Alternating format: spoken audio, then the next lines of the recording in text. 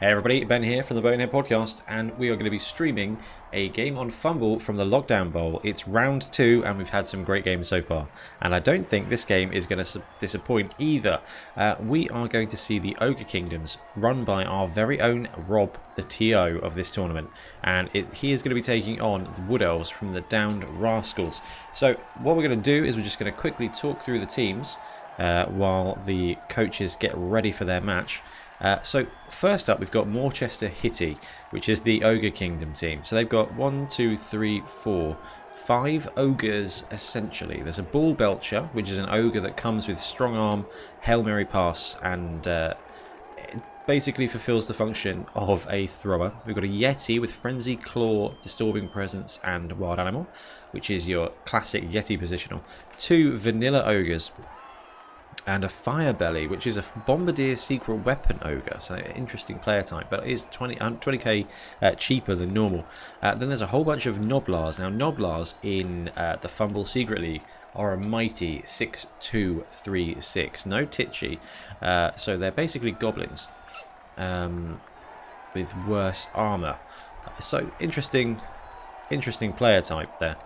Let's refresh. I do not want to miss the game. There we go. We've got... morning, Gareth. How you doing? How's things going? So we've got the Morchester Hitty. So they lost their last game. They only lost 1-0, which was not bad. And that was against the Hobgoblin team. So the Downed Rascals are the Wood Elf team for the tournament. And the coach here, OhMyDaze, had a bit of bad luck in the first round. It was a tough draw against the Dark Elves. That's right. So Wood Elves and Dark Elves, tight matchup, especially at vanilla level with no extra skills. And the Dark Elf did just get the better of the Wood Elf team here. Bit brutal. Rob has said this game will disappoint. You will all see how bad he is at Blood Bowl. He'll let you know when he's ready, then he'll leave the stream. Okay, Rob, no worries. That's brilliant. Looking forward to that. So, Downed Rascals, 2 War Dancers, a Thrower, 4 Catchers. 1, 2, 3, 4 linemen in theory, and a tree. However, one of the linemen is out missing next game after being taken apart a little bit by the Dark Elves. So, we've got Wood Elves and we've got Ogres. And as an Ogre coach, I can tell you, that's not a good matchup for the ogres. Now, having strength 2, it's more like ogres and goblins.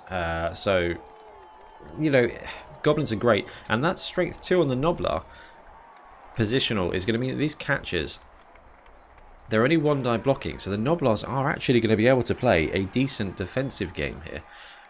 Because they're going to be able to get the 1 and 2 die blocks using dodge and stunty to get to where they need to be able to hit these catchers if they're in the backfield.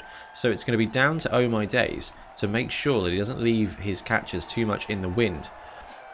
Because yes, the ogres can be based by a tree or lineman, but if the catchers get caught by the Noblars, then they are likely to get a bit of a beating. So definitely something to watch out for in our game. Gareth says, breakfast and Blood Bowl, perfect way to start the day. Yeah, it's a bit earlier than we normally stream, but where there's Blood Bowl, we will be, in theory. Anyway, we're going to have to miss a game tonight. The Silvermarsh Spectres are taking on the Corona Apocalypse Now crew this evening at 8 o'clock, and I'm going to miss the game because we're recording the podcast. It's we've got Sam Frenzy Garner coming on to talk about wandering monsters in Blood Bowl. So it'll be a really good fun to record, but unfortunately it means we're going to miss that match. So depending on what time we finish up with the podcast, see if I can't get a replay filmed ready for YouTube so people can check it out if they want to. Yeah, Rob says the tree is going to be a target for his Bombardier. But let's just talk about the fact that trees are strength 6, ogres are strength 5, and when you've got 5 ogres and a bunch of Noblars that can go anywhere, I can see Rob getting a couple of hits here against that tree. Yeah, he could use the Bombardier. With Edge 2, that Bombardier is going to be optimistic positional, I think. But with for example the Yeti with Frenzy Claw, if he gets a good positioning piece, you know, a good assist, he could get a couple of 2 die blocks on that tree and claws to take out the tree. that would make a huge, huge impact on that Wood Elf team. Because they're going to be relying on that tree to save them linemen on the line. Now, trees are interesting for Wood Elves. They cannot keep up with the team, but they do such a good job of just soaking up blitzes on the line of scrimmage. Normally, as you all know, putting an AV 7 player on the line can result in losing linemen quite quickly. And while the tree is the price of almost 2 Wood Elf linemen, armor 7 versus armor 10, and strength 3 versus strength 6, you're going to expect to see that tree soak up a lot of abuse and walk away from it. Or, you know, maybe just root in place and stay and take it. But it's going to be able to take a lot more hits than 2 Wood Elves would do. Interesting split there. The World Cup saw the rise of the Tree Man on the Wood Elf team. Because previously it was very much not a wise thing to do. So, yeah, I think the tree could do some good work here against the ogres, but it will also make a very tasty target. So that wraps up our 2 teams. We're just going to take a moment to talk through the leaderboard while our coaches get ready. They should be logging on now. Rob is on now, so we'll be up and running in no time. So far in round 2, we've had quite a lot of games already. We've had 5. My predictions, I've got 4 right, 1 was wrong. I'm not bad. I'm happy with that. 80% so far. Get your crocs out. Widram, the skink team, going 2-0 so far with a tiebreaker of plus 12. That is mostly my fault for giving him a whole bunch of casualties. With my Snotling team, which you'll see on literally the other end of the scoreboard. We've got Chosen of the Orange Simca, the Nippon team, second. We saw them play last night and beat the Dwarves 2-0, I think. Really, really fun team to watch. Basically a human team with only 2 positionals, the Samurai and the Ninja. The Samurai is just a human blitzer times 4, and the Ninja is essentially... it's probably best to say it's a gutter runner. Or an edge-busted war dancer, because it comes with a leap and dodge. And it's 8, 2, 4, 7. So really fast, really agile, and you get 2 of those in the Nippon team. Actually a really interesting build. Yeah, 2 ninjas, a whole bunch of linemen and block, and we're getting some guard on these players now. MVP landed on the vanilla. No, it ended up on the guard samurai. So that guard samurai is sitting at 16 SPP, so we should see it take a second level up. So that'll be interesting. I know you can put forward 3 players and it randomizes between them. It'll be interesting to see. It'll be very interesting to see. Maybe block guard mighty blow for that samurai. That could be a huge development for that team. I probably would have expected to see those skills spread around a little bit further.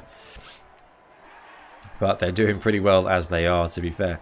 Third place is the Tzeentch team that we watched last night. Run by Alpha Wolf. That was a tough game. That played against Clawvin Town, the Necromantic team. And took a, I think, 2-0 win against the Necromantic. Tzeentch are great. Beastmen having big hand means that they can, if they can get in there, they can grab that ball with extra arms as well. It's a 2+ pickup anywhere, and we saw that. Rob says 80% is first.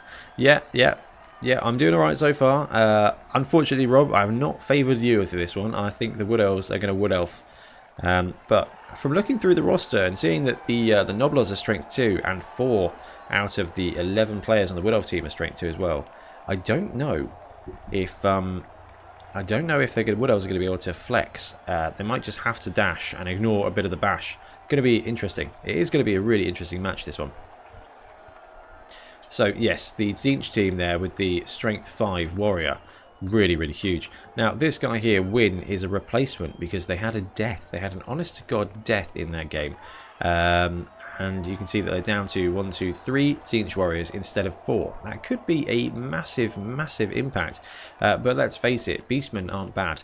They're not static strength 4, but being able to be strength 4 on a blitz anywhere at your point of choosing, and also being able to flex that big hand and extra arms combo, I think this team just got faster, which is a dangerous thing, and probably up there on my next tabletop team to build. In fact, I'm really tempted to pick up an extra Chaos box right now and use the Tzeentch heads from the Rubric Marines to make them... Oh dear, did I just get a holiday project? Could be fun. Good morning, Widram. Rob says, just remember who the TO is next time you make predictions. I am an ogre coach, man. I know that Wood Elves are a really tough gig. And one of them's a bombardier, which is great, which means you've got 4.5 ogres against war dancers. It's going to be a real tough gig. But I don't know. Anything can happen in Blood Bowl. We've seen that this entire tournament, including a sweet ninja breakaway yesterday that nearly resulted in a very quick extra touchdown. Ninjas are great. Need to find a miniature to allow ninjas, because that ninja team is just awesome. Okay, bringing up fourth, we've got another very interesting team here. It's the Greenberger Rugger Boys, our Four Nations team. So this is very much a rugby team. They've all got dump off, they've all got nerves of steel. So when you're blitzing the ball carrier, they just get a cheeky 3+3+ to hand it off to somebody else within 3 squares. It also means they've got good stretch plays, because no matter how many tackle zones are on them, they're just catching on a 3+. Really interesting team. And the benefit of them is they're all movement 6 and strength 3 and armor 8. So they're just doing human work all of the time. There's very basically no vulnerability to this team. They're medium speed, medium strength. Right, the contestants are ready. Let's refresh this page. Okay, Rob, he's probably going to have left the chat now. So we're just going to have to keep an eye on the match to be able to be viewed. Here we go, Morchester Hitty, Downed Rascals, our 8 AM Saturday match. It was quite funny. I told Tiff this last night. I was like, right, got to get up in a few hours.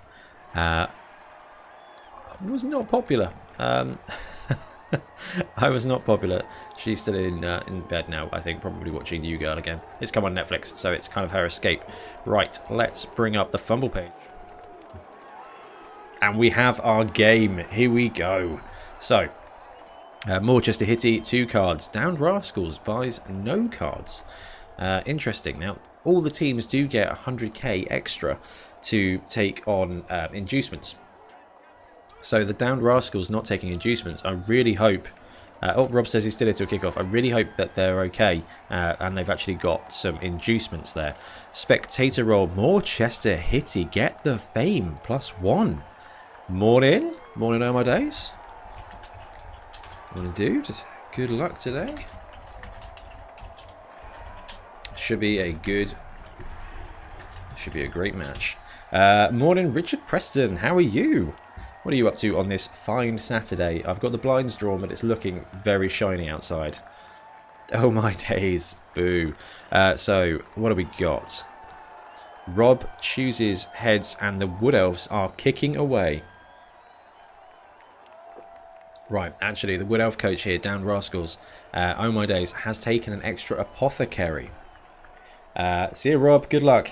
Have fun. Have fun. So, those of you who are just joining us, we are just racking up for a game in round 2 of the Lockdown Bowl, which is on Fumble, and it's being run by Secret Carnage to generate as much money as possible for Doctors Without Borders. At least £300 has been raised already, which is brilliant. And it's a Fumble event over 4 weeks. It's a mini league, essentially, including Stunty and Secret teams. So we've got a Snotling team, we've got a Skink team, we've got Ogre Kingdoms that we are going to watch here. There's even a Ninja team with Leap, Movement 8, Edge 4 and Dodge. Some really fun teams. The Rugger Boys team is quite fun too. We're going to see the Ethereal team this evening against Halflings, which should be a stab fest because they've got four players with stab. Unfortunately, I'm not going to be able to see that game. Okay, Wood Elves are deployed. 2 linemen on the line and a tree in support. We've got the War Dancers spread out here on the edges there. Hopefully, we're not going to see them get blitzed by an Ogre. That could be brutal, but then again, with Blodge, you're pretty well defended. And 4 catchers down here. Richard Preston says, got to support the Ogres, can't cheer for Wood Elf filth. Hey, that's fair. We've got 1 Wood Elf team and 2 Dwarf teams. And the Wood Elf team really did take a kicking against Dark Elves in the first round. So I've pegged the Wood Elf team for my comeback team of the tournament. I think there's a good chance this team could then 3-0 out and end up in a really good spot. That said, I am a huge, huge Ogre fan. I have 3 Ogre teams, 4 Ogre teams, and a Blood Bowl problem. Morning all. So here we go. The Ogres are set up. We've got the 5 deep Ogre Noblar cage and only 3 Ogres on the line. So we've got the Bombardier. Interesting. 3 Ogres. Is Rob trying to limit the amount of bonehead on the pitch? Oh, perfect kick there, straight to the Noblar, and failing the free catch. So we're going to see the Ogre team take the first turn, and there's going to be no blitzing against Wood Elves because all the Ogres are based up against the line of scrimmage.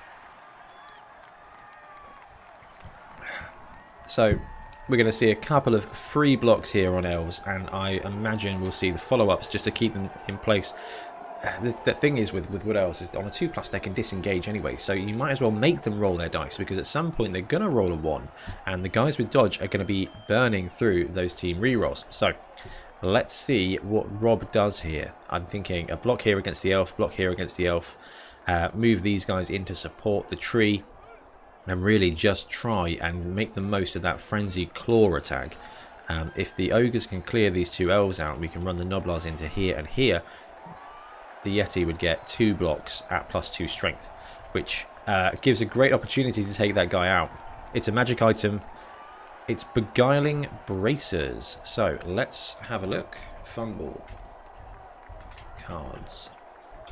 Fumble cards. Special play cards. And Beguiling Bracers is placed on Chelsea Chocolate. That has got to be a Noblar. So, Beguiling, Sidestep, Bonehead, Hypnotic Gaze.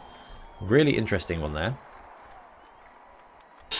Beginning of your turn, Hypnotic Gaze, Sidestep and Bonehead for the entire game. So, we've now got a pseudo Strength 2 Snotling. That's worth cheering for. Just caging up around the ball there. That's something that Rob is going to have to be real careful of here. If that ball is muffed, these catchers, this War Dancer, those guys are going to be able to swing right round and put pressure on straight away. So first block of the game is Pow Push. Mighty Blow breaks the armor and stuns the Wood Elf lineman. Pow and push back, so we're going to see another smackdown here. Let's see the armor roll. Rob. Oh, it's a casualty on turn 2. And he is badly hurt. Armor is broken, badly hurt. Is it Apothecary? Can't be Apothecary, not a lineman. Nope, he is out there. That is a huge opening play there from Rob. Now, are we going to see, don't do the 2-die block there with Rob. Goodness me, move the sidestep guys in. Yeah, that's really good placement. If he diagonals in there, he'll be able to get both frenzy blocks. It's 1 dice, Rob. Use the other Noblar. There's Bold, and then there's Reckless. If he brings the Noblar up here, he can get that extra 1-2 strength. He does it. He sees it as well. It's a good line of action here. Now we're going to see a frenzy block against the tree. It's 2 dice pushback. Pow! Tree is probably going to stand firm, but we're going to see claws in action here against the tree. It's a casualty, and it is seriously injured. Fractured arm. That tree is not out just for this game. It is now out for next game as well. This Wood Elf team's luck continues to be brutal. Yeti straight in there.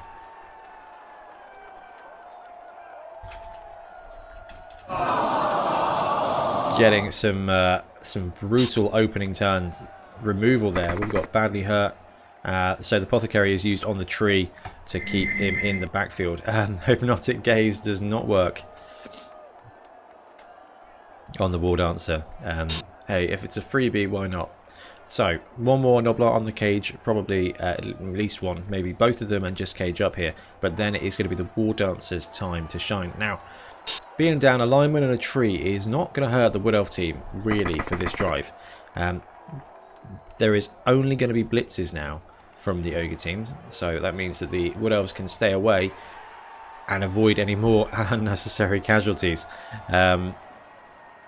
So the War Dancer here is 1, 2, 3, 4, 5, 6, 7, 8. If the corner of the cage ends up here, that War Dancer could very well just get on it and start attacking the side of the cage.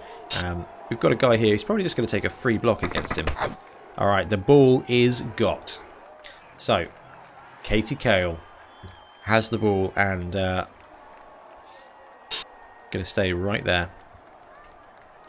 Something that might benefit them would have been to put that Noblar here. It would have forced some dodges. I don't think that the Dark Elf, the War Dancer could have made it all the way around. 1, 2, 3, 4, 5, 6, 7, 8, 9. So with 2 go for it's, he could get a 2-die blitz on the ball carrier right now. It's definitely an interesting thing. Right, we've got another magic item. It's a Force Shield. So, where is the Force Shield? Force Shield used before opponent's turn gives the player sure hands and fend while holding the ball. So, just going to protect this guy from strip ball, which I do not believe the Wood Elf team has. But, you know, if you've got a magic item, you might as well use it. It's going to stop a player from frenzying and following up on that block.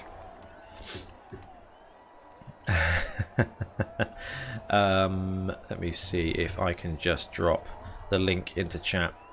There you go. And I'm just going to let them know. Hover over the players affected. And you'll see what's occurring. There we go. Hover over the players affected and see what's occurring. So we can see here that Katie Kale has got Sure Hands, Fend and Force Shield. Well, okay, also active cards is probably a... There you go, that's way more useful. Unfortunately for the game, that is it now for the inducements. By the beginning of the game, by the end of turn 1, all the fun stuff is over. It's now just pure Blood Bowl for the remainder of the game. Right, so it's Wood Elf turn here. While there is definitely an opportunity to blitz the ball carrier here, and I do recommend it because even though you're not going to be able to recover necessarily, it's it will just put that extra pressure on. Right, we've got a free block here. 2 dice from the War Dancer. It's push pow and pow. The little guy's got sidestep because of the beguiling braces, so chooses where he goes down to the ground, and we're going to see some armor rolled against him right now. Oh, and it is badly hurt. That is another casualty already. Getting some valuable SPP there for the War Dancer. Only 2 away from naturally leveling up and well in for the MVP. So that is 1 bit of free block right there, and a magic item goes to waste. Okay, are we going to see a go for it here from the catcher to get onto the ball carrier? OhMyDaze might be thinking through. Nope. Right, so just going to move the rest of the Wood Elves around. Look at that, setting up a screen between the ball carrier and the big guys. Could be a big positional play here, big positional win. That will certainly give a bit of an advantage.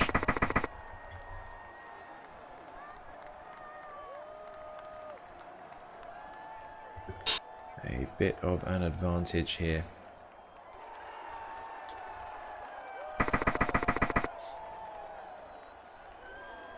And again, we're just seeing more Wood Elf positioning. I do think there's a great opportunity here for a blitz. That Wood Elf's got to get out of the way. Yep. So we've got the thrower down the backfield. It's not a terrible place for him to be.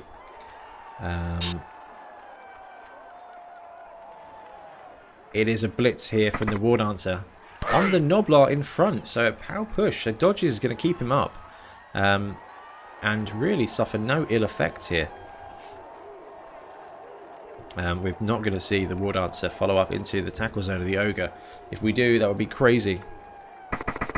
And that is a very sensible thing for a War Dancer to do when faced down by 2 Ogres and a Yeti, is to back away. So Wood Elf team's going to get ready to ship the turn back to the Ogre Kingdoms here. And done a really good job of using those catches as a screen. These guys have got movement 6, so they're not the slowest thing in the world. Rob says, come back and let me hit you. Gareth says, I'm with you on that, Richard. Hate the Woodies. Come on, Ogres. Squish the Elves. Hey, we've seen a bit of removal already. We've seen 1 Wood Elf murdered, and a tree out as well. It's a Yeti blitz on a wall, on a catcher. Push, pow, pow. He is out. That is a knockout. Doesn't even need claws on any of his team. There we go. Takes out Dearth. Okay, no SPP on that guy. And he's knocked out, so could very well see him. And the great thing about Wood Elves, from their point of view, is that the turnover should be quick of drives. One way or the other. Even the Wood Elves will fall apart and the team will be able to score. As long as the Wall Dancers are in the game, though, they are absolutely not out. That is a very good start to the cage. An Ogre and a Yeti. Clever move using the Yeti to blitz, getting over the wild animal. Disturbing presence could be key here as well. It's got a big zone where the Wood Elves are going to have a negative modifier to ball handling. Gareth in chat says, more blood please, Rob. Hey, he's working on it. This Wood Elf team is getting tenderized a bit. We're going to see a foul here. And he doesn't even break the armor with 3 Noblars. That is unfortunate rolling there. But probably a great thing for this elf. And the Ogre is going up there to base that War Dancer. At least it's going to force the War Dancer to use those dice. 2 catchers here in the backfield are going to be prime for taking on the Noblars in the back of the cage, but they're only strength 2, and so are the Noblars, so he's not going to get a strength advantage while blitzing. So it's going to be on the War Dancers. Now it might be that the War Dancers just wait until the Ogre Kingdoms ball carrier gets on the other side of the pitch. As soon as he is in 8 squares from those War Dancers, they've got a solid attack here. Now, leap is risky. It's never a certainty, but it's always a possibility. And leaping in with 1 assist could get the 1, 2, 3, 4, 5, 6, 7, 8 still out of striking range.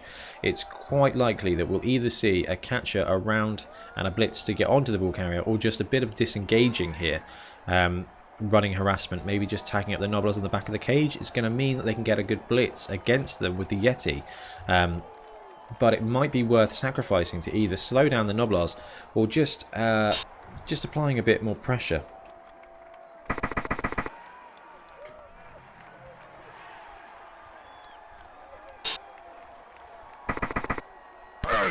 Camera is particularly out of focus this morning.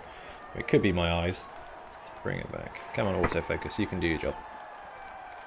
Ah, never mind. We were watching the game anyway, so it's not the end of the world.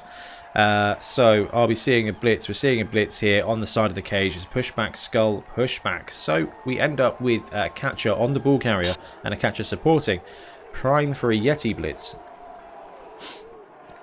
Surely we're going to see this catcher dodge out and probably tag him around the back if he's intent on being near the ball carrier. It means that there's going to be a single blitz. That looks like an absolute blitz bait right there. The opportunity to take on a War Dancer with a Yeti is few and far between, and that might be a really big opportunity for the Ogre Kingdoms coach here to take out the top piece in the game. Okay, it's the other War Dancer active now. Just moving a bit closer to force that 8 square range a little bit closer to the ball carrier. Not in any danger right now. There are Noblars. The thrower moves back a square. And we're probably going to see this elf come down here and support the War Dancer, or just stay out of dodge a little bit. But right there, he's blocking movement to this War Dancer.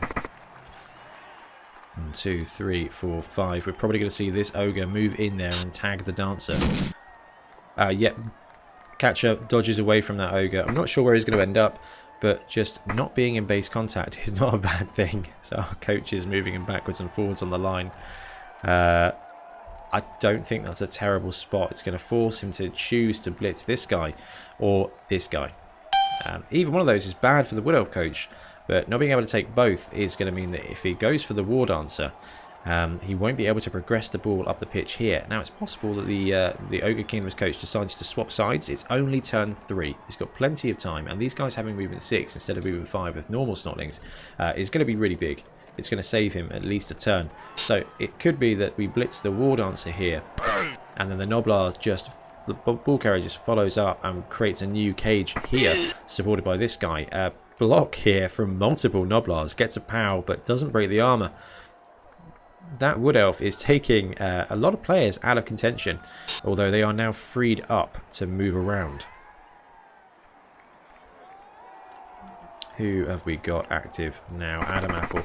So, interesting. Interesting. I wonder if they're just going to go and take a Noblar block here. Yeah, it looks like they are. So a Noblar block here with 2 assists. We give him 2 dice on the catcher. It's a natural POW. And even the Noblars are beating up on the Elves here. So that catcher is down. Probably won't follow up. No, it does so. Again, just tags both those guys in place. And then double 1 on the armor. No blood here for Gareth and Richard in the chat. Not yet, but we still have the Yeti and the Ogre to move. War Dancer is a big threat. War Dancer here is a big threat. There is no way to avoid that. So, it's a blitz from the Yeti. I'm thinking it's got to be on this War Dancer and then move the cage up. No, he's going on the catcher. Clever positioning there, using the Frenzy to knock him towards the Ogre. It's a pushback skull, which means we're going to see another roll here. And it is a failed go for it. A failed go for it from the Yeti. Ends the turn real soon. And now there's a genuine danger here of a War Dancer blitz on the ball carrier. That Yeti falling over and stunning himself could be a massive play here for the Wood Elves. The difficulty of the Yeti is that it doesn't have loner. Oh, we did see a reroll. Double 1 to go for it. Hey, Nuffle wants what Nuffle wants. So, catcher up, maybe to chuck him in here, take these tackle zones away, and then War Dancer 2 die. It was solid play, Rob.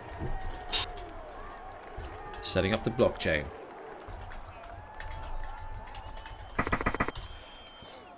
War Dancer's in. It's a bad blitz here. Power pushback. He's going to be able to push him. And this guy doesn't have sidestep. So it will be able to be pushed into the catcher, giving him another 1-die block. But not what we want. We should have seen this catcher move into here first, taking up these tackle zones. And that would have given the 3-2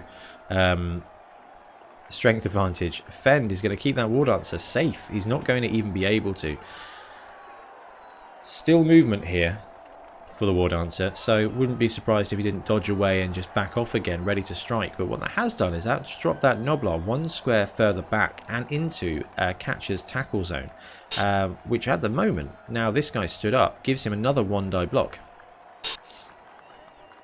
And we're going to see the 1-die block here. It's a pushback, so going to end up pushing him back into contact, probably with the War Dancer. There's a lot of Noblars around here, and I think with the Ogre and the Yeti side by side here, the strength advantage is still in favour of the Noblars. Block roll push. He used the reroll. Never reroll a push. Okay, so the Wood Elf coach is pushing him clear of the War Dancer. And bringing up some support here. I wonder if we'll see the catcher swing round and place himself there to tag both those guys in place. But if he does, he's going to suffer again with the strength here of the Noblars. Yep, so he's tagged both those guys in place. But right now, this guy gets a free 2-die block on the catcher. I think we're going to have to see the Wood Elf coach move his reserve players up, because the ball is successfully stalled here. He needs to leave one guy safe to stall again, but he's running out of strength down here to stop this cage. The mighty Noblar cage. Although these Noblars are buff, they are strength 2, so it's a huge advantage over regular Noblars, but strength 1. Hay fever's bad this morning. Awesome. Right, it is now Morchester Hitty, turn 4. Ball carrier is in base contact with the Wood Elf, and there are 2 War Dancers in the way. There you go, Rob checking out the blocks here. Wouldn't be surprised to see this guy take a 2-die to free up the ball carrier in a second. It's a dodge, first of all, to get the 2-die on the War Dancer. Both down, power push. That is going to have no effect on the War Dancer, except possibly to chain him into the Ogre. Does not chain him into the Ogre. Could have been a good opportunity to get another huge block if he'd popped him down here. Would have had at least one support, two supports. Would have been a 3-die block there against the War Dancer on the follow-up. There's a 2-die block here. And then we're going to see some kind of blitz, probably from this Ogre. But it might be worth bringing these Noblars and this Ogre back down. It's a blitz here with Gub Muncher. On the War Dancer, 2 dice, power push, both down. That War Dancer's skill set, keeping him alive. One more turn. Uses dodge to avoid dying. Yeah, that is a recommended thing to do. Tough situation here. Surely we're going to see the block, not the dodge. There it is. Power push and both down. So the dodge again on the Wood Elf team, keeping them active. If this Wood Elf team ends up against a Dwarf team with 6 players with dodge, it's going to really, really struggle. Because the dodge here is just saving this Wood Elf from dying. Katie Kale, that's the ball carrier. With the Force Shield running all the way around. Movement 6 is comparatively massive. 1 Noblar, 2 Noblar, 3 Noblar, and an Ogre could build a reasonable cage here with a successful Bonehead and 2 dodges. Gets the Bonehead, gets that extra position. So the movement of the Wood Elves means these guys are going to be able to follow up this cage without any worries at all. But still gets the first dodge to build that Noblar cage here, supported by Bogey Biter, the Ogre. Gets the second dodge, no rerolls burned. Going to finish in a really strong place. We've got a Noblar cage here in the middle of the field. War Dancer real close. There's some things that you can do here if you're the War Dancer coach. If you're the Wood Elf coach, there are definitely some things you can do. You chuck this guy in there, take up those tackle zones. Chuck one of these guys there, take up these tackle zones, and then go for the leap here for the blitz. Bold, I will give you that, but it's definitely a way to make it happen right now. Bringing the catcher up to take that tackle zone. Yeah, there's definitely an opportunity here for some kind of blitz with the War Dancer. Now, the reason I would recommend going for a leap here, which obviously is just bait for the Blood Bowl community because leap, but is because he's going to be making a 3+ dodge into here and then a really bad dodge here. You might as well just go straight for the 3+ over to here, use that team reroll, but you're going to have to take the tackle zones first. Gareth in chat says that's what he'd do as well. Yeah, it's risky, sure, 3+. And anybody who's ever tried to pick up a ball with a human thrower will know that 3+, even with a reroll, is not certain. It's not bad odds. So the War Dancer swings around here and tags the top end of the cage. So not the direct attack, but actually applying all those players onto those Noblars is really going to stall that cage in place. Yes, there's going to be some good blocks for the Ogres with a tiny bit of manoeuvring, but not bad though. Right, War Dancer dodges away, and he is blitzing. He's going to blitz the side of the cage here. Power push and both down. These guys do have dodge. So it's going to have to be a both down, and he's knocked out. So bit of removal there from the War Dancer. Not going for the big leap play, but just playing the attrition game on the side of the cage. That is going to force our TO, the Ogre Kingdom coach, Roblem, to make some tough decisions here on how to counter-strike, because he's not got enough players really to get some decent assists here and to make a blitz with a new cage. That elf absolutely taking one for the team there. Tagging that Ogre in place so that he can't make an effective and aggressive blitz. The Yeti's going to be up next turn. With movement 5, can't actually strike anything. He's going to have to get out of there and swing round up here to get back into the game. Gets the dodge. And he's going to have to stay 2 squares away from that Yeti. Yeah, that is a bit close. Could be a Yeti blitz here.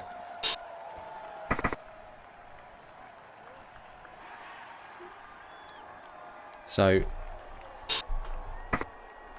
while the Yeti Blitz is probably not the most optimal thing, it is going to be a really tasty target. It's going to force a go for it though on the frenzy follow-up. So maybe it's not the right thing to do.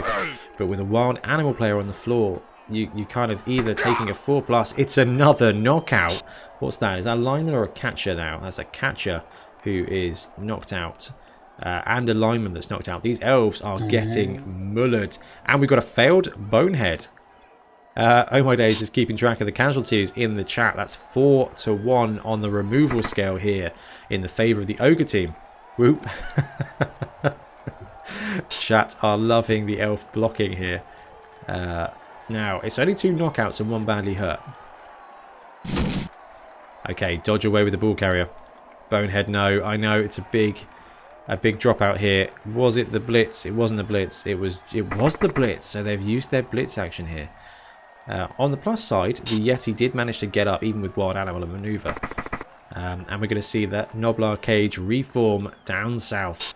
Slowly getting there. It is turn 5. The clock is starting to tick now for this team. The elves doing a great job of stalling, even if not striking and taking the ball away, stalling. So now he's got 1, 2, 13, 14 squares. 1, 2, 3, 4, 5, 6, 7, 8, 9, 10, 11, 12, 13 squares. When you move in 6, that's 2 turns and a single go for it. So Roblem still has time, but what that also means is the elf coach just has to stall for 1 turn before that Noblar is out of certain range. There's always a throw teammate option, but I don't know if Rob's going to be ready for that just yet. Look at these guys dodging away, making the most of Stunty. And that is going to wrap it up for the Ogre Kingdoms turn 5. And it's down Rascals turn 5 here, Wood Elves. They're doing a really good job of stalling, but it is costing them heavily on their player count. And that catcher is in absolute prime space for death. There's a dodge away, so 3+, 2+, which is by no means certain, but should definitely be considered as an action. So War Dancer number 1, probably going to swing round here to get into a position to counter strike that cage. I wouldn't be surprised to see the elves space out down here to force a single blitz. If you space properly, you can force it so that really only a couple of players can get through, and you've got a couple of players in the backfield against the War Dancers. The War Dancers have the edge. Gareth says, I hate Bonehead. I've rolled so many so far with my 4 Croxigores. I now sleep with the Bonehead noise haunting my dreams. Actually, Gareth, I have noticed that about your Crocs. It's a heck of a team, but you do suffer from the Bonehead rolls. It's crazy. You had like 3 turns with 2 apiece, I think, against my Snotlings, and still destroyed them appropriately. But yeah, the noise is there. By the end of this, by the end of this tournament, you're going to be a wreck. Never playing with Bonehead again. I recommend the Squig team. Really stupid, and Bloodlust. So many, it's nuts. I know, it'd be worth tracking the next game. Right.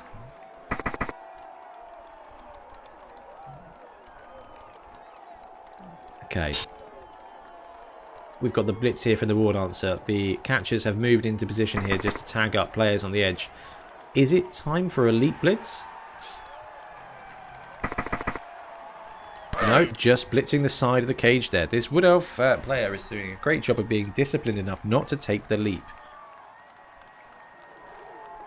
That said, he's down to 0 rerolls, so just stalling out by putting a player on the ball every single time. It appears to be working. Given that the Yeti here is also in prime position to blitz, it might be worth leaving that catcher in place, hoping that the dodge keeps him standing. Nope, going to dodge away. That means this Yeti is going to be able to blitz on this guy, unless one of these players tags the Yeti in place. It's going to give him a free frenzy block, but it will protect the War Dancer on the ball carrier and force that dodge away. Tough decisions here for the Wood Elf team, who are down to 7 players against 9 on the pitch, and 3 of those 9 are strength 5 monsters. Okay, we're back to Ogre Kingdoms turn 6. It's 3 turns. And the ball carrier is tagged in place by a war dancer, which is never what you want to see at the beginning of your turn.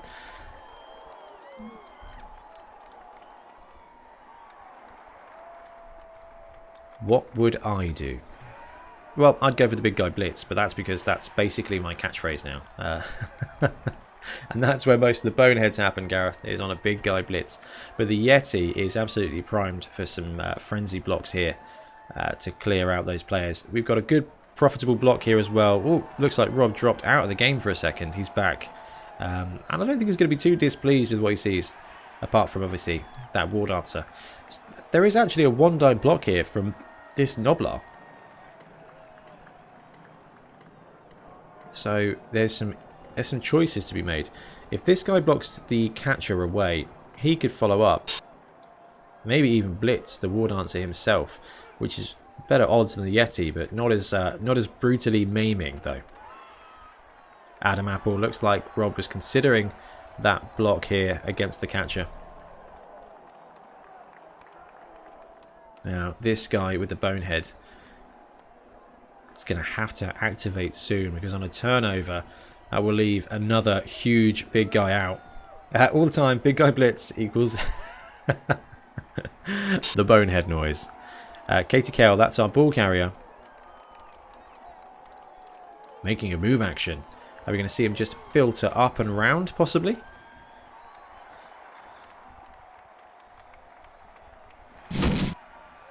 Gets the dodge. 2, 3, 4, 5, 6. Yep, up and around. Gives him enough space to build another cage here. 7, go for it. That is bold. 1, 2. It gets the second go for it. So 1, 2, 3, 4, 5, 6. 2 go for it's to score on turn 7 for the Noblars. That was bold, risky moves there by Rob. I don't think turn 7 touchdown is going to benefit him. I think stalling out for that turn 8 touchdown really will. And he's not in a bad spot to make it happen. 1, 2, 3, 4, 5. So with him moving that many squares away, another go for it here. And this ogre needs to pass his bonehead to be the anchor of that cage. I like that. I like seeing the bold, risky play. Gets the bonehead and does, in fact, anchor the side of that cage. That is not a bad cage right there. That's 13 strength. We've got the war dancer, and it might be that actually, as the game is now getting a bit tight for the Wood Elves here, they do go for the leap blitz. Wild animal on the Yeti, and it was a blitz. Gareth, we said it. Big guy blitz equals fail. Gutted. But probably very beneficial here for that war dancer.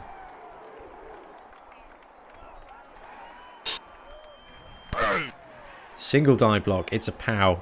Clearing that catcher out. And stuns him. Out for a turn.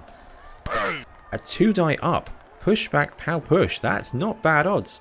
Wild animal doesn't take the tackle zones away. So if Rob can push him into tackle into there, right there. Go right there. No. Near enough though. Still tags him with the Yeti. But the war dancer is just a single dodge away from freedom. Okay. OhMyDaze. Are we going to see bringing up the catcher here to tag here? Lineman in here. He's going to go one-on-one. Looks like he's going to continue with the strategy of blocking a corner of the cage. It's done well to stall the ogre team. 6 turns.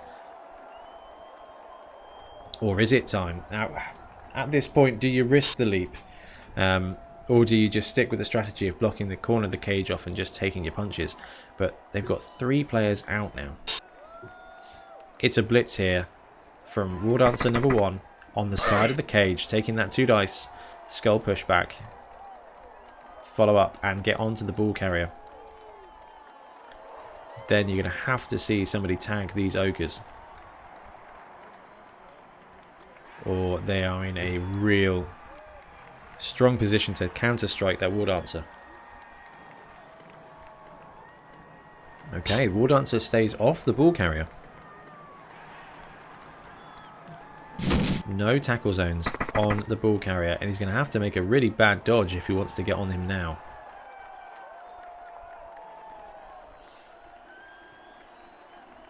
But if we look at the actual positioning of these guys, that is the most direct route to the end zone is utterly stopped there. So with movement 6 and on turn 7 when they activate, it's a long way round. They're going to have to force their way through. Beard in chat, how you doing today? Wood answers should be counter-struck whenever possible. It is a solid tactic, and I think Rob did try that with the Yeti last turn but got wild animal. Do like a Yeti versus a Wood answer in a one-on-one. If you can somehow swing that sweet tackle upgrade, it is an absolute monster. I mean, I'd rather have a Minotaur, but Claw is pretty useful against almost every other team. Okay, so Morchester Hitty, it's their turn 7 now. The clock is ticking, and Rob, our TO, is going to have to find a way to get past these elves. It wouldn't be the worst strategy in the world to pop this guy here, or maybe just blitz away with a Noblar. And Gareth in chat agreeing. It's a blitz on this lineman at top. 2 dice, pushback, pow, drops him to the ground. Are we going to see some armor? He is just stunned, which against this Wood Elf team is pretty low. Now we've got a ball carrier move. 1, 2, 3, 4, 5, 6, 7, 8. Can't get the touchdown this turn, even with Go For It, which we've seen that Rob loves. But we will and can see some cage here. It's going to be really risky because this, doing a side cage here, if you leave your ball carrier on the sideline against the very capable leap player, can be very, very, very risky indeed.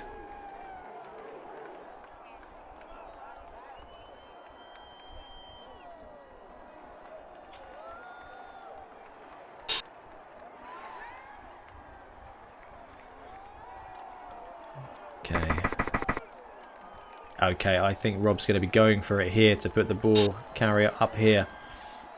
He is going to be open to a counter strike, but it's going to take some... Oh my goodness, he go for it into the end zone and fails, dropping the ball. Let's get some sound effects in chat here. Oh, Rob, that was absolutely bold, but punished for the bold plays. Go for it into the end zone is always risky. Yeah. Beard in chat, Nuffles tripwire. That could, in fact, cost the game here for the Noblar team. There's a catcher right here, and it's only turn 7.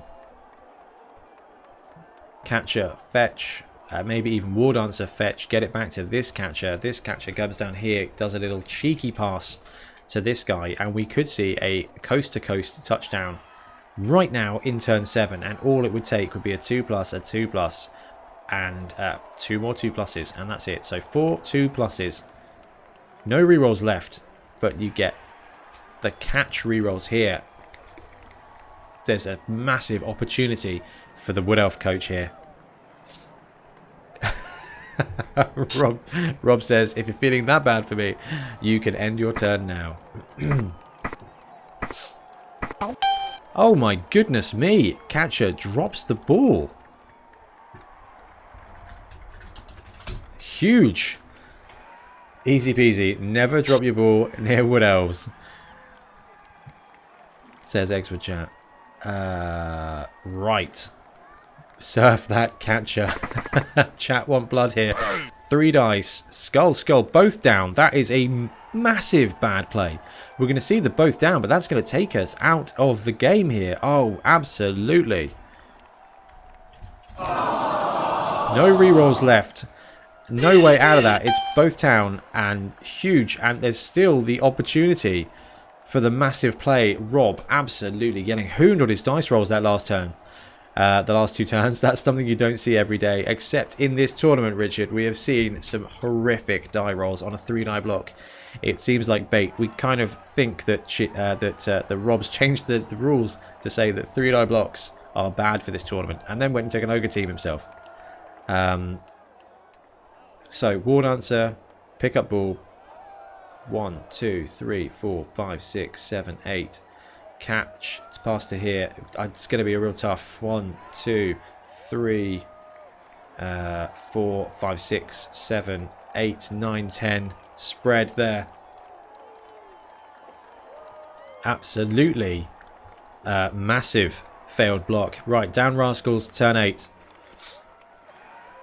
Can we see the Wood Elves perform a kind of stretch play here? It's a tough move, but it's got to be worth a shot, because with some decent rolls, you could get it. And if it goes wrong, you're not going to be left in a bad position, because it's the last turn and a half. So I think War Dancer in there tries to get the ball, and if that fails, just having a pass to the other War Dancer just for that extra SPP is not a bad shout. You know what? It's an elf. Could even just go for the long bomb to this catcher. Just hope for the 6. Yeah, Rob in chat. Long bomb score. Nothing to lose. You know what? The long bomb is probably safer. It's a pass action. We are going to see here a long bomb. Probably. But can he pick up the ball? He can pick up the ball. So that's 6 squares. He's got 2 more squares of movement, and then either a long pass here if it's not out of range, or to this War Dancer who can then get out of here and hand off. Gets the catch, gets the SPP. So what can the War Dancer achieve? He's going to have to do a dodge. 1, 2, 3, 4, 5, 6 on the leap, 7 to dodge, 8, 9, 10 handoff. So a lot of rolls, but still a possibility. It might be that you guys in chat can see something else. He's just going to go straight through the middle. Look at that. Dodging away. Of course, Titchy doesn't apply any tackle zones. No, they don't have Titchy. They've got Stunty. That was some serious dodging there. 8. Go for it, handoff. Gets the first go for it. Gets the second go for it. Can he get the handoff? He gets the handoff. 1, 2, 3, 4, 5, 6, 7. We are going to see a last turn Wood Elf touchdown here for the first half. Huge play. We're going to give them a cheer for going coast to coast. I know you guys don't like the Elves, but that was good play. That was stretch play. And I'm impressed with OhMyDaze. He left some leap blitz opportunities there and just played the long game and was rewarded there. Guy loves danger. He does. I mean, we saw that there were three turns where he could have got the 2-die War Dancer blitz, but he played the long game, took the corners off the cages, stalled him down, and just Rob failing bad dice 2 turns in a row. A lot of dice and deeply unfair. I think Rob might have to take a quick break here. Sounds like his kids are up. It's 9 o'clock in the morning on a Saturday. I don't have kids, but I've been led to believe by my friends that kids get up at 4 AM and start running around. So I think Rob's done well to get a first half in on a Saturday morning. Okay, so far let's recap the players that are out now. We've got a knocked out elf and a badly hurt elf. Blocked in the first turn of the first half. Rob says sorted, so we're back playing, and there's 2 guys out. A badly hurt Chelsea Chocolate Noblar and a knockout here. So for all the carnage at the very beginning of the first half with all those casualties, we've only got 2 players out on each side.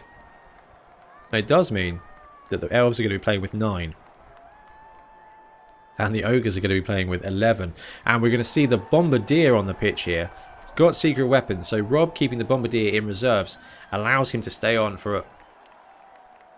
It doesn't actually. That could be a brutal fix here.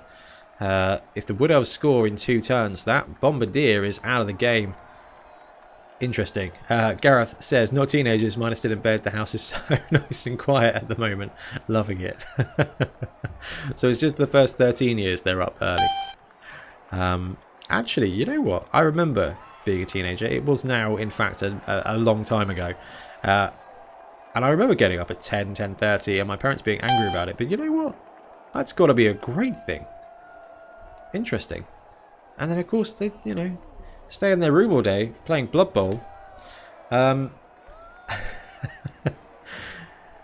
It's the Wood Elf mode of parenting. I am, of course, joking. I don't have kids. I think Tiff and I are a few years away from that. We'll get married next year, then we'll see. But I do like the idea of coaching my own little Blood Bowl prodigy. OhMyDaze. Who the hell is this guy? That is the Fire Belly, I have no doubt. The Bombardier Ogre.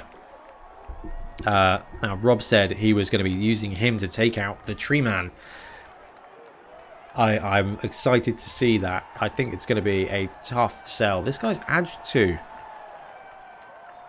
He's got no pro skills for throwing, so it's a 5+ Bombardier. I don't think there is a code for an explosion noise for fumble. That would be very apt right now. I'm quite pumped to see this Ogre Bombardier on the go. Now, Wood Elves, it's not going to be too much for them to score in 2 turns. So we've got the throw teammate pro player here who comes with Hail Mary pass and strong arm. So cool positional there, and we are set up for the half. So Wood Elves, we've got 1 thrower deep. We've got the 3 catchers, 1 catcher on the line. That is the downside of suffering so many casualties, is now they've got a prime positional in base contact at the beginning of the half. It's going to have to dodge away real quick because strength 2 versus strength 2. He's tagged him bomb. Oh yeah. Yep, he has got a bomb. I wouldn't worry about him too much on my days. Just as likely to murder his own players. Brilliant coaching, and the Ogre team with their Fame +1 bonus gets the extra reroll. That's 4 rerolls. That's 1 every other turn for the Ogre team. Deep kick, looks like it's out, and it's a touchback. So the thrower gets it. Alright. So possibly a handoff, maybe even a throw here from the thrower to get the SPP. So Rob has done a good job spacing out his strength 5 players. Tree Man gets a free 3-die block there, gets the POW, and we're going to see Mighty Blow go to work. And he kills him out. Look at that. We've got a casualty again on turn 1. Give the Tree Man the ball. So that tree now on the Bombardier is really going to limit the Bombardier's ability to do any bombing, because he's going to have an extra -1, which I think means it's going to be a cheeky 5+, maybe even a 6+ throw. Gareth says 1 playing Minecraft, the other running an international online sailing series with some mates. 150 sailors. That's cool. That's very cool. That was me feeling good about helping a tournament with 20 guys. Not Larry had kids, Rob. Oh, another badly hurt jobby there. The Elves delivering some justice here on those Noblars. Equaling their numbers now at 9 apiece on both sides. Wood Elf drive so far going really well. But as I was saying, with the strength 5 players spaced out so well here, Rob has basically denied the Elves an opportunity to punch through. There is no good running lane right here. So it might actually be that the Wood Elf coach just sits back for a turn, supports that tree, and uses the tree to punch a hole through the middle. Because if the play stays static, Rob is going to be forced. That is a very dangerous place to be. That is a very dangerous place to be. We can see a surf coming here, maybe from the Yeti. All he has to do is go up there, block 1, block 2, and he's off. Gareth says it is, but only see her when she needs food. I'm going to turn 32 next week, Gareth, and it's nice to know that being a kid has not changed from when I was doing it. Oh, Rob, that is a sad story. Right. At least that's not actually going to help. That War Dancer is not going to help. It's going to stop it being a 3-die frenzy block, but if he wants to frenzy that catcher off the pitch, he really, really can. But then you've got the frenzy bait of being able to punch a War Dancer. It's interesting. We will leave Rob to decide that. So moved up a catcher here to support on the left-hand side. Looks like that's going to be the direction the elf play goes. Yep, there we go. Ball carrier coming up as well. War Dancer going to come down to support or just go midfield? War Dancers with their blitz and movement. Oh, we get a blitz here. 2 dice. It's a power and a both down. So up to the War Dancer. What he wants to happen here. The power would be preferable, clearing him off, and probably shouldn't be following up there. Oh, he does, and it's another badly hurt. Man, the Wood Elves are piling on the casualties now. So that guy is going to level up. So we're going to have a level 2 War Dancer at the end of this game. Who else has got their casualties? The trees on his way. We've got another lineman here on his way. This catcher here needs a touchdown. And the thrower has got no SPP at all at the moment. He said, Rob says, you're a death machine. What's the casualty count now? That's about 3 additional for the Wood Elves. So I think they might be tying now at 5 apiece. 5 apiece. Oh, it's Bombardier time. And yeah, that's absolutely brutal. Actually, we're going to go for a boo on that one. That was incredibly incredibly brave, incredibly bold, and incredibly punished for that one, unfortunately, for Rob. That was a pretty tough gig. But I like it. But the 6+ was always going to be brave. Always going to be brave on that one. So that just basically time walks the Wood Elf team. And now they do have an opening in the middle, and we're seeing them use it already.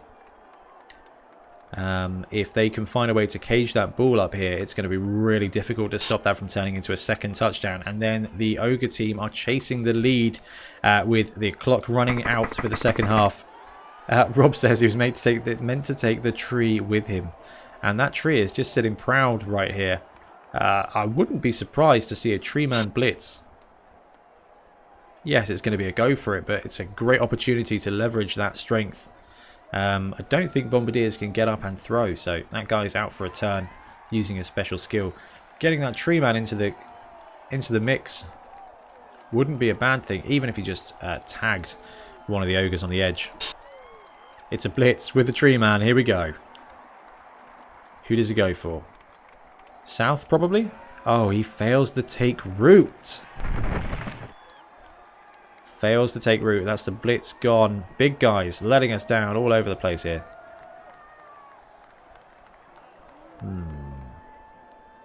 Okay. Now, what does the Wood Elf team do here? Tree Stark could use a reroll, but actually, it's not the end of the world. Yes, it's cost the blitz action, but there's still so much action play to choose from.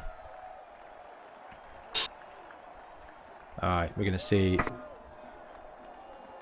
going down south here with the War Dancer. Is it possibly that the elf team here is going to cage up and just pocket pass next turn? There's 2 threats in the backfield already that the Ogre team are going to have to tag and deal with. Now there's 3. That thrower is going to have plenty of opportunity to do his thing. And there's a lot of tackle zones in the middle here. That tree is not likely to go anywhere. There's probably a very safe place for this elf to hang out. Oh, another selfless play here from a Wood Elf lineman. Tagging that ogre in place and probably going to take a significant punishment for that. But this guy is running Wood Elves like Skaven, and I absolutely love it. Playing very solidly, not taking too many risks, and selling the players where they need to be sold to get this this edge here in this game. So thrower is moving back. Oh no, War Dancer, that was the catcher swinging round. Surely we're going to see thrower come up here, War Dancer come up here to guard him. Got the tree man in place. He's got some mighty tackle zones. He's tagged in place. The Yeti is the danger zone right now, but with strength 5, with movement 5, he's a bit slow, and because of frenzy, he's going to cause a go for it, which we've seen can end a turn real quick. So thrower is moving, probably middle of the field, just dropping back. Having movement 7 means he can bounce straight back up to long pass distance, or maybe even just a handoff. We've got 1 War Dancer left to do things here. he stays in place. So the Yeti is primed for a blitz of his choice. And the story about Dead Larry continues in the chat. Right. That's the right way, just 4 more squares. Okay, so we've got a potential Yeti blitz here. And he starts it off. No, Rob's definitely thinking about that blitz though. There's a free block here on a lineman. And this ogre at the top is just going to move down and threaten the ball carrier. To be fair, a ogre bearing down on you. 1, 2, 3, 4. He is now in blitz range of most of that side of the pitch. It's a 2-die block. It's just a double push. That elf gets away with it. Firebelly, we'll see, stand up at some point. Yes, he's going to be in base contact with the tree. But not a great amount else he can do. Okay, for a second then I thought Rob was contemplating a dodge away with an ogre. Which is only a 4+. It's not the worst. Okay, that Noblar is steaming towards the ball carrier. There's now 2 blitzing threats. Right there. We've got a second Noblar here just running around. And again, getting more pressure towards the ball carrier. That's not bad as far as strategies go. There is a huge out here. It's blitz time from the Yeti. Surely it's going to happen. Oh, he fails Wild Animal. Uses the reroll, gets it. Both down, pushback on the War Dancer, and both down, pushback again on the War Dancer. What does happen, however, is the Yeti finishes his movement in 3 tackle zones of enemy players. So tagging all of those guys in place, no removal there. Probably a bit disappointing for Rob, but not bad play regardless. That was one of the that was a good example of fail case planning. Hopefully go for removal, but if I don't get removal, I'm going to end up tagging 3 players in place.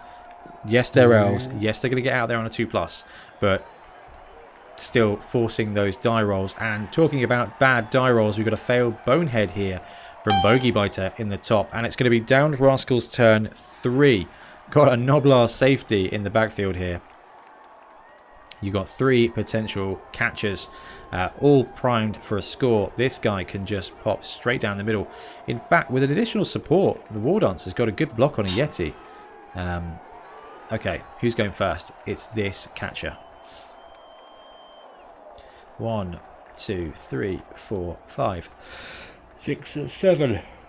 1, 2, 3, 4, 5, 6, 7. So the catcher is currently in long pass distance here, without a go for it from the Wood Elf thrower. I wouldn't recommend taking that go for it, because you want the ball to end up on this side of the pitch regardless of what happens here. If you don't get the touchdown, at least the ball has got a long way to travel. Gareth says, gotta go, good luck Rob, kill them all, catch you later, thanks for the coverage, Ben. Gareth, have a great day, take care, man, thanks for swinging by. Right, there we go. Yeah, we see the catcher swing round to get that +3 on the Yeti, so it is going to be a bit of a War Dancer block fest here, potentially. There it is. It's 2-die pushback and a pow. That Yeti is taken down. And are we going to see an armor break as well? Yeti's having the reduced armor of 8. Rolled a 7, so the Yeti gets away without death. So it is turn 3? Turn 2? Turn 3? Yeah, turn 3 for the Wood Elves here. After scoring a very successful defensive touchdown.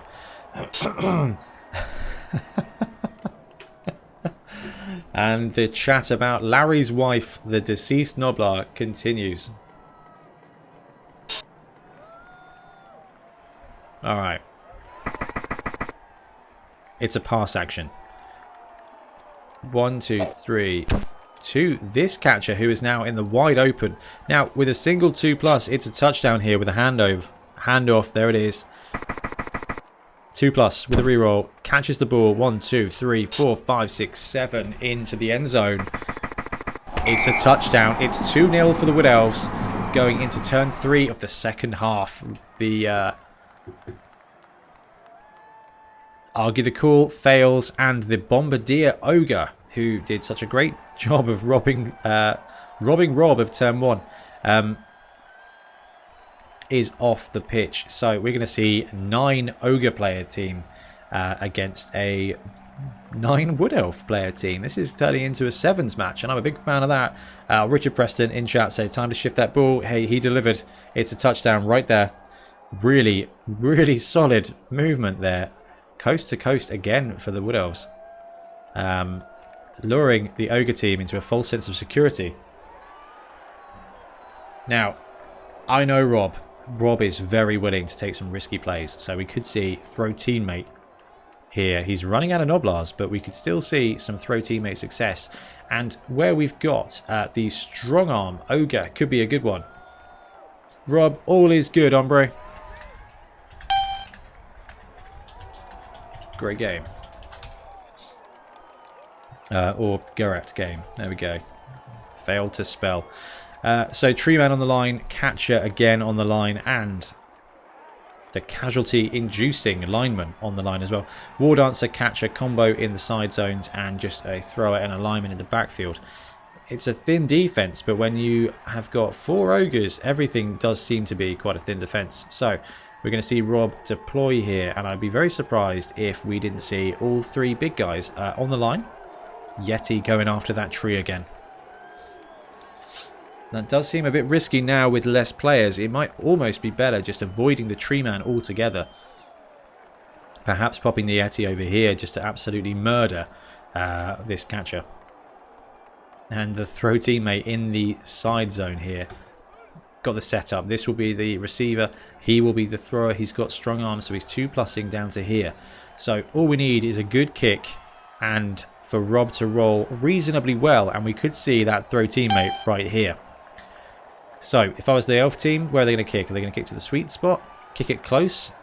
I would say just go for the middle and force Rob to make those rolls. OhMyDaze playing a real grind here. Suffering some serious casualties on the elf team. And bouncing back from it. That tree man coming back. We've got one guy badly hurt, one guy knocked out. It's a high kick. So Rob gets the advantage of being able to move the Noblar furthest away under that ball. Or closest. And does he get the catch? He gets the catch here. So, block here, hand off. We're going to give a cheer for that because that is a big play. Do not be blocking with the Yeti. 3 dice here on the catcher. Pow, push back skull. So dodge saving that catcher from getting melted. Rob doesn't really have the player volumes to be able to get profitable blocks here on the trees, but he does get natural power against the lineman and stuns him using Mighty Blow. So that's a good bit of removal. He's got +1 strength on the tree. That's a 1 die block, 1, 2, and he takes it. It's both down. That was risky. We're going to see a reroll here. Pow, push. Does get it. That was bold. That was brave. The tree is down and does not get the armor. Claw almost getting there. If he had Mighty Blow, that would have been a downed tree. OhMyDaze says, please stop hitting my players. Okay, so let's see some throw teammate here. Come on, Rob. Score on turn 3. Get the defensive touchdown. Go for that draw on a 2+, 2-2. Go for it. Come on. Let's see it. Probably should move some of the Noblars up first, but no, we're going to go straight for it. It's a failed handoff. Oh my goodness me. Having to take the reroll on that 1 die block for the Yeti could have cost Rob that successful handoff opportunity. Oh. Oh, no.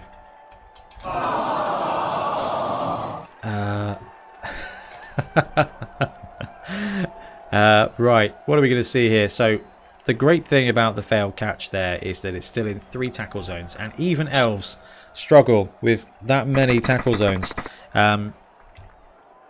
Catcher into the backfield. I can see the Wood Elf player here lining up for that 3rd touchdown. It's going to take some work, and there's still all the opportunity in the world for this Noblar team to work. So War Dancer has got a 1, 2, 3, 4, 5, 6, 7, good opportunity at a strike here just to take away Noblars from the backfield. This War Dancer's moving down to support because we are going to see the drive on this side. I like the idea of a War Dancer in here just to apply pressure. It's towards the end of the game now, and yes, it is not a resurrection tournament. It's a league-based tournament, so losing a War Dancer here would cost massively ready for the next game. But I don't know. It just seems too tempting. I suppose the better play, given that this is a league-style tournament, would be to just disengage and to let the Ogre team try and score one touchdown. OhMyDaze is playing hard here, putting the catcher on the ball and next door to the throw teammate Ogre. So he applies that tackle zone. He is going to get punched in the face on a 3-die block. He's got dodge, but it's still 3 dice is a lot of dice when you are armor 7. Okay, we've got the other catcher. Is he going to swing around or just deploy it wide? He's going to swing around and tag that Noblar in place. We could just see the War Dancer blitz into this guy next door to the ball. We do. It's a 2-die blitz. Both down skulls, so he's going to be able to drop him and knocks him out. Big play there. Look at that. 6 out for the Ogre team. I think the Elves have now got the armor break advantage here, the injury roll advantage, the removal advantage. I think they're up to 6-5. Wood Elves bringing the pain in this game. Dodge away from the Ogre there, from the catcher. Still not going to get on the ball, but not being punched in the face seems like a solid strategy here from the Wood Elf player.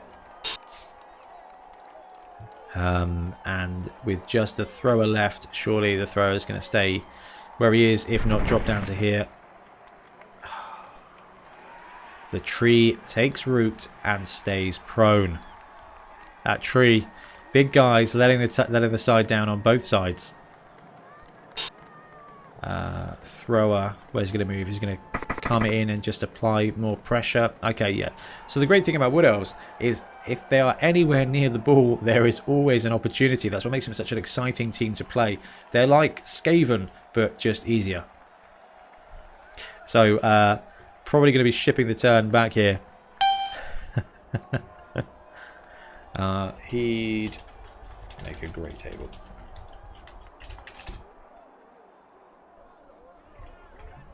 And a typo there for everybody to see on YouTube. That's greatly successful. It's Morchester City, turn 4 now. And we're seeing the Yeti blitz. We are seeing the Ogre get ready to block that tree down. 1 dice, skull into pow. Into pow, knocks that tree down. Rob has got to stop taking those 1-die blocks. They're burning his rerolls. Oh, Rob, that was bold. And as he says in chat, I've unrooted him for you. So just helping his opponent there get that tree man mobile again by putting him on the ground. Yeti is blitzing here into the catcher. 3 dice, both down. Pow, takes the catcher down and stuns him immediately. So there's a catcher out for the next 2 turns.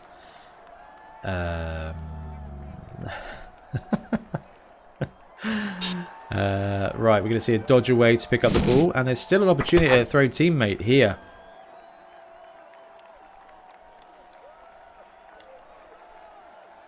It's going to be less advantageous because this player has now moved.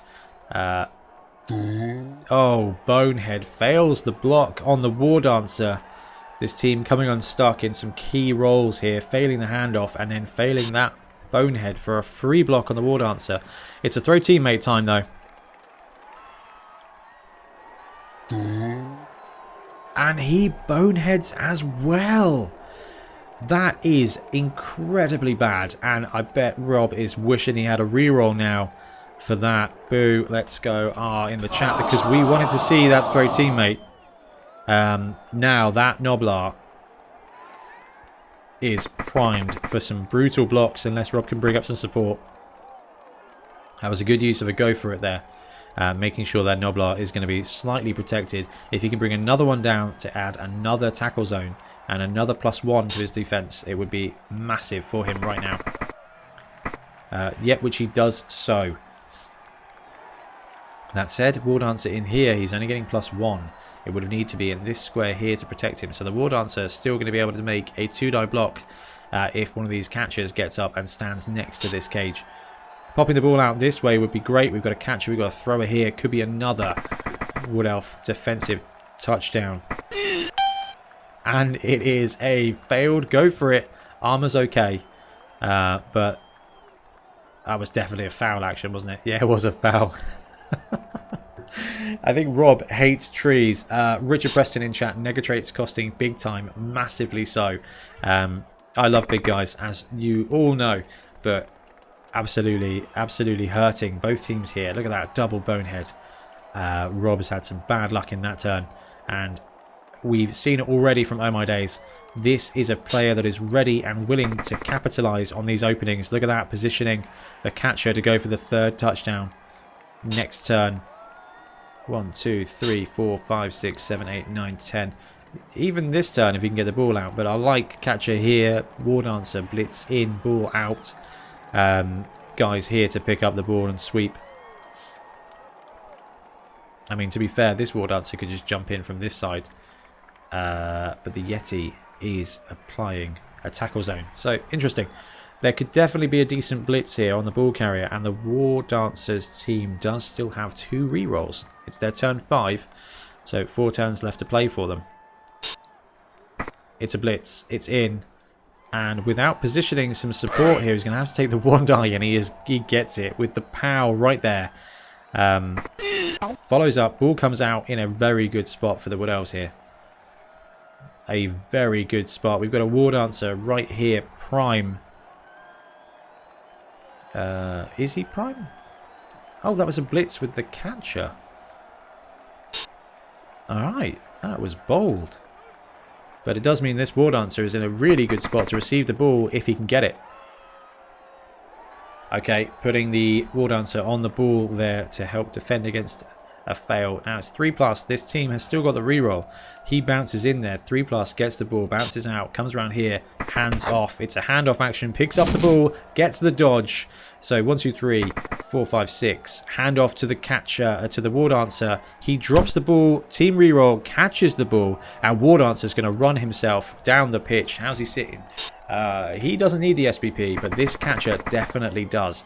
So if OhMyDaze notices there is an opportunity here to get that level up on that catcher, taking block on these guys makes them significantly better, helps them on defense, and then gives you an additional striking piece if your War Dancers get taken out. So turn 5 for the Ogre team, and they are chasing the lead, and they have lost the ball thanks to 2 boneheads and a failed catch. Brutal die rolls here for our tournament organizer, Rob. And they carry on. Look at that. With a... Is that a double 1 or a 3? That is absolutely awful. Awful luck there from Rob. His turn 5 goes immediately with a single failed dodge with a stunty player. It was a 3+ with a reroll, rolling a 2 and a 1. He is out, and now it's down to OhMyDaze to decide what he wants to do with this touchdown. Is it going to be the catcher for the level up, or is it just going to be the War Dancer for glory right now? Given that there's 2 rounds left to play, he just takes that 3rd touchdown. That's a huge play. There is almost no way this Ogre team can come back from 3 touchdowns with 3 turns to go. It could just be a whole bunch of 1-turn touchdowns. But it's going to take some very specific situations. 1, 2, 3. You know what? The Wood Elves are getting in an even better spot here. They've got 1 guy casualty. That is it. Everybody else is back on the pitch here. So Wood Elves are going to be defending for 6, 7, 8, 3 turns. No, just 2 turns, and could force another touchdown. Come on, Rob. We want to see throw teammate. We want to see that touchdown here from the Ogres. He's playing with 9 players. We've got the Yeti. We've got the Throw Master. What's he called? The Ball Belcher. We've got 2 Ogres and 1, 2, 3, 4, 5 Noblars.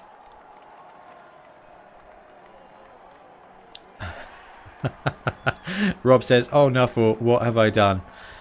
It's just bad form for a TO to win their own tournament, Rob. Don't worry. So let's see how the deployment's going to be. Okay, slightly stronger deployment. What Rob is definitely just going for this tree here. He's going to have to be careful because if that double block frenzy leaves it will leave him in a bad spot if he doesn't get a good bit of maneuvering there to get extra tackle zones on.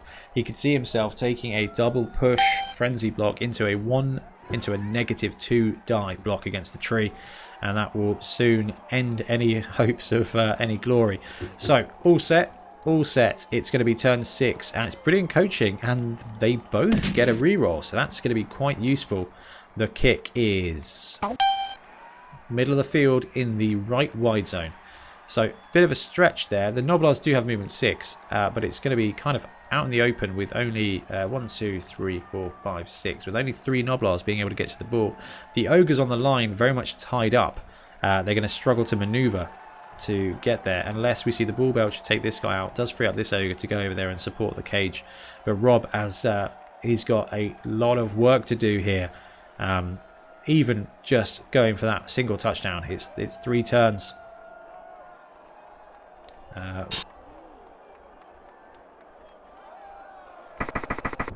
Okay, going for the cage here with the Noblars. Going for the full cage. I foresee some go for it here. There's one and he gets it. And one more go for it to build that cage. We should see the Noblar here in midfield be able to swing up and pick the ball, but we're going to see some blocks first. It's a POW against the Elf lineman. Got to stay in place with that Ogre and stuns him down. We've got another Ogre block here. 2 dice on another Elf lineman, probably the one who was knocked out. POW, push back. No dodge on this guy. He will go down, and Mighty Blow will be able to weaken that armor, which does exactly happen and stuns the elf. So 2 elves stunned. Now we've got a Yeti 2-die block here, but it's a bad frenzy. It's a pushback. Now the tree should not use stand firm, but does. Now he's going to get a second block here of pushback. If he'd not used stand firm, the Yeti would have been forced to follow up and make a negative 2-die block. And another block here against the tree. That tree is holding a Yeti and 2 ogres in place. That tree is earning his money. That does bring up the question, what do trees spend their money on? Bird feeders, maybe? Scarecrows? Katie Kale picking up the ball again. Our almost successful ball carrier from the first half. No SPP. No experience points in any of these guys. We've got 2 on an Ogre. We've got a Yeti that is absolutely going to hoon his way into a level up if he doesn't die. And let's check out the other. So the Bombardier actually does have 2 SPP. It's going to be difficult to see who Rob puts up for the MVP. I think it's probably going to be Ogre, Yeti, and then maybe just the Bombardier just to try and get an extra skill on him. It's tough that he's got secret weapons, so you don't. But I'm not sure what skill access he's got. Okay, down Rascals, turn 7.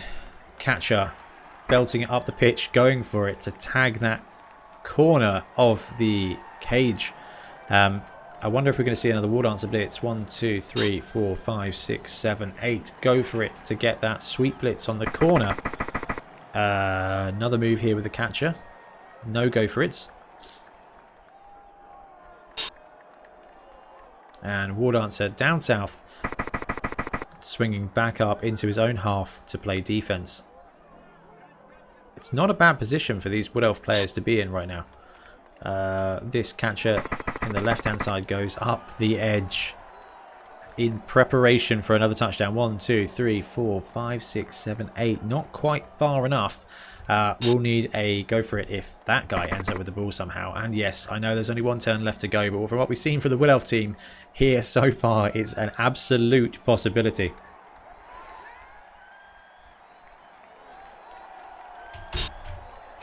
And catcher getting ready to move. Probably just going to swing south or up the top here to support. Yep. Getting a lot of guys around the ball to capitalise on a loose ball or a sack here. It's a 2-die blitz on the corner of the cage. Pow push has dodge, so it doesn't go down, but the War Dancer does follow up and tags the ball carrier. It's going to make it even harder for Rob to break out. It's turn 7 for the Ogres. Morchester Hitty got a lot of work to do to score a touchdown. They've got 2 turns, so we could see a handoff, we could see a dodge away. We do have the possibility of a throw teammate, but I'm not sure to what effect it's going to be if the ball carrier has already activated. Let's get rid of that. Just having a look at the leaderboard in the background here. As the matches sit now, with the Wood Elf team taking a win here, they're going to go up into something along the lines of 8th place, probably. 8th place with the points. They're going to have a very good casualty and touchdown differential. So with 1 win, they could go as high as 4th place right now. No, 4th place is a win and a tie, so could go as high as 5th place from this big victory over the Ogre Kingdoms. If they get 1 more touchdown or 1 more casualty, it will put them in really good standing to go from the bottom 4 into the top 5. Which is very exciting. What we like to see in a league. Bit of change, and absolutely have pegged these guys to be my comeback team of the tournament. And they are not disappointing so far. So, big block here on the tree. It's a pow and a pushback. So, going to get it. It's Gub Muncher, which I don't think is the Yeti. So, we're not going to get to see Claw in action. But with a roll of a 6, it wouldn't have done anything anyway. Tree stays in place. It does free up the Yeti for a blitz. I know Rob is fond of that because making 2 blocks using Frenzy instead of 1 really gives you the opportunity to capitalise on any quick strikes you can get in. So that's the Ogre here. Just tags the catcher in place. That guy with the big cannon. The Ball Belcher activating. Probably, I don't know, I was going to say, might see him move back towards the cage. And we've got a Yeti Blitz. He's been selected. Are we going to see him destroy the catcher and end up on the War Dancer? Yep, we are. It's a 3-die block on the catcher here. Both down, pushback, skull. He's going to have to push him away. He's going to follow up. It's just going to be 3 dice again. Pow push, both down. Does not take him down. Dodge, keeping this catcher alive twice. But the Yeti is now in position to take up 3 tackle zones of the elf players. 1 die block here. Pow push on the catcher. Is just going to get pushed around inside that Noblar cage. Can see another 1 die block here coming. It's a skull. Going to have to burn the reroll there, Rob. And a pushback gets to push him out of the cage. And it wouldn't surprise me if there wasn't another 1 die block thrown at him. It's 2 dice now because the Ogre here, double pow, finally rewarded. That catcher goes down. Armor holds though, so no removal. The ball carrier gets a 2 die block on the War Dancer. Pushback skull with a chain push. Chucking that catcher out and leaving the War Dancer next door to a Yeti, an Ogre, and 2 Noblars. That War Dancer is in a bad spot. And as we've already said, it's a league environment. So that War Dancer being removed and injured will hurt OhMyDaze for the rest of the games here. Noblar running round, goes for a foul, gets a double, and gets sent out of the game. Oh, incredible. Incredible attempt there to take out that catcher. Right, we're seeing turn 8 for the Wood Elves. This is it. This is the last opportunity. That War Dancer has a straight up bad block against the ball carrier right now. But if he can get a catcher into support, maybe round this side. This guy swings round, goes there. War Dancer, 2 die block. Catcher swoops in, picks up the ball. We need to position this guy up here first, I think. So the catcher on the ground stands up, taking out the Ogre and the Yeti's tackle zone. Excuse me. Doesn't need to go for the big play. Could just disengage. But I think that War Dancer blocking or getting some kind of escape from the Yeti Ogre sandwich. It could be pretty brutal.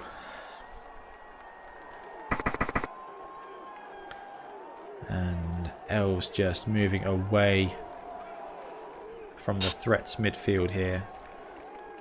And it's this catcher. If he swings round and takes up this tackle zones, the War Dancer will have a good block on the ball carrier. He sees it. He does it. Thank you, OneDrive. OneDrive, please leave me alone. OneDrive is a great name for a file storage system for wargamers. So, War Dancer, block. 2 dice on the ball carrier. Both down, pushback. Both downs him. Ball bounces out in 2 tackle zones now, next door to the catcher. That is a 4+ pickup with the catcher, and we've got 2 rerolls left for the Wood Elves. So 4+. 1, 2, 3, 4, 5, 6, 7, 8, and a throw down to this guy. Could see a last turn spectacle or just a really quick end of the game. Dodges away for square one. He's going to move in now, pick up the ball, gets the ball. We're going to see a dodge off here, and unfortunately this player has taken a move action, so there is going to be no way for him to score. But does absolutely secure that 3-0 victory.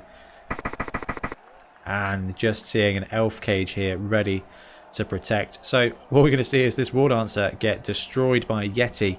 And if that doesn't work, the Ogre's going to be there to take that second punch against him. Which could be very useful for whoever plays this War Dancer team next. Okay, catcher swings up round the back. That's got to be it for the Wood Elves now. Just position here to protect the ball carrier from craziness. Alright, is there anything crazy that the Ogre team can do here apart from just farm out some blocks? Tree Man does not get to his feet. He fails again. That Tree Man has taken some brutal punishment this game, but has tied up multiple big guys.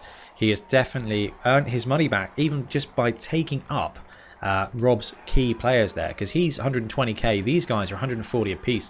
He is more than doubling his usefulness here, tying up those big players. It's going to be some absolute glory blocks here by Rob.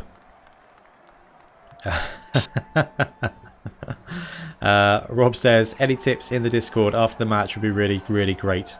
Oh my goodness me, it's a failed bonehead. But at least the Yeti's ready to go. Push back, push back, push back. It's a frenzy block into 2. There's the double pow. Guy goes down and he is just stunned. And a block here from Fargo. Long blast. 2 dice on a elf lineman. Pow, push. This guy does not have dodge, so he is going down. And breaks the armor and gets a stun. Are there any more blocks here for the Ogre team? Or is it just going to be a cheeky blitz? There is a block. It's a very profitable block here against the catcher from a Noblar. Pow, push, both down. Tempting to take the both down here just to try and injure the Wood Elves. Can't do much about boneheads. Absolutely not. Push back, push back. Yeah, just trying to farm out those blocks.